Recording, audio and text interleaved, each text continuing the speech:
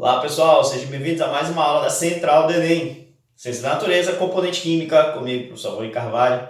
Hoje nós vamos falar, nesta aula, melhor falando, nós vamos falar de propriedades periódicas. Propriedades periódicas são propriedades que os elementos possuem que podem aumentar ou diminuir conforme aumenta o número atômico. Lembrando que o número atômico é a principal propriedade, ou melhor, a principal característica dos elementos químicos pela qual está organizada a tabela periódica atual. Os números atômicos são únicos para cada elemento, e estão organizados na tabela periódica em ordem crescente, formando justamente os períodos, que são as linhas da tabela periódica.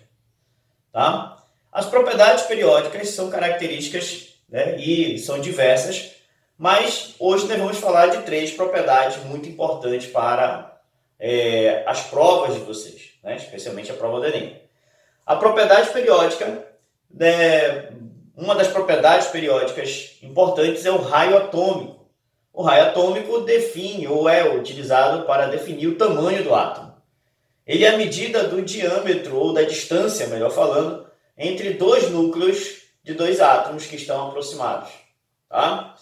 Daí nós temos uma leitura na própria tabela periódica para saber quais são os átomos dos elementos maiores ou menores que existem. A leitura, então, do raio atômico na tabela periódica obedece a esta ordem aqui. Tá? Vou mostrar aí na tela.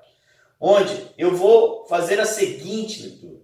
Os elementos de maior raio são aqueles que estão mais à sua esquerda na tabela periódica e mais embaixo na tabela periódica. Ou seja, no mesmo período o raio cresce da direita para a esquerda.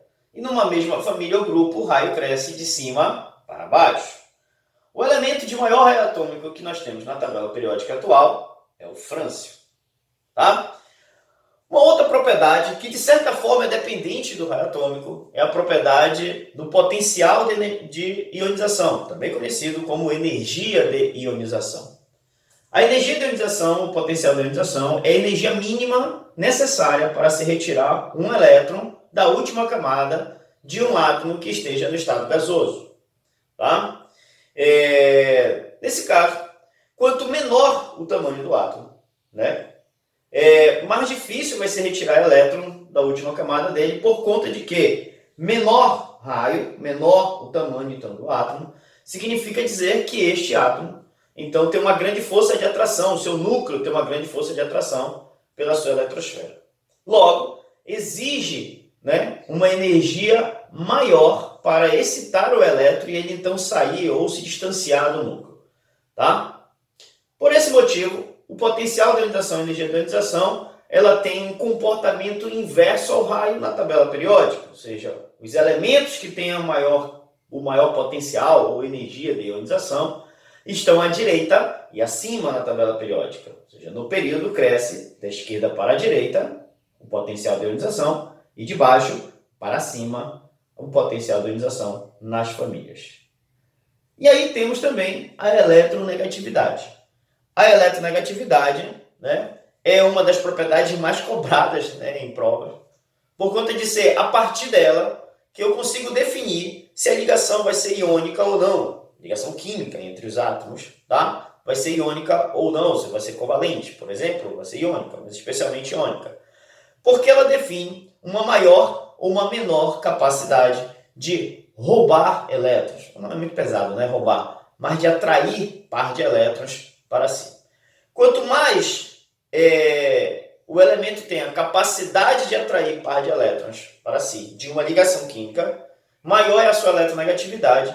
E aí devo lembrar que quando ela atrai par de elétrons são negativos, então ela está atraindo carga negativa, então esse elemento está ficando cada vez mais negativo, daí o nome da propriedade eletronegatividade. Tá? Consequentemente, o elemento então, que tem baixa eletronegatividade ou pouca eletronegatividade vai ter uma tendência maior a ficar positivo, podendo ser chamado de eletropositivo também. Tá? Daí nós temos então uma tendência para o elemento virar cátion ou ânion. Tá? Também através da eletronegatividade que se define a polaridade da ligação, tá? E a resultante dessas eletronegatividades, dessas polaridade de ligações é que vão gerar a polaridade das moléculas.